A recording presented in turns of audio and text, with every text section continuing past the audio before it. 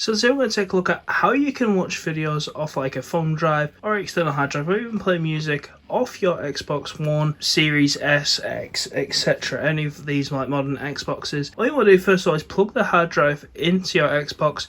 I've already done that, but sometimes it'll pop up with a thing. I'll try and find an example, put it on the screen. It'll say something along the lines of, do you want to use this drive for media only, or do you want to format it for Xbox for games? You want to just say media only because we just want to play the media that's already existing on the hard drive. So what you want to do is you want to go on your Xbox and you want to download this app right here, Media Player. It's not default installed. You will have to go, just press Y like this and just search Media Player like that and install that program. Once you've done that, just open it like so. Then you're going to see here's our USB hard drive that we have plugged in. Select that. We're just going to play some GoPro footage here. So we open these folders and you can see here, we can select what file we want, or we can just play everything in a file. Simply click that like so. As you can see, there's the footage playing. Granted, this is not very good footage, but it's just a time lapse on a GoPro. But thanks for watching guys, please like, comment and subscribe, and I'll see you next time.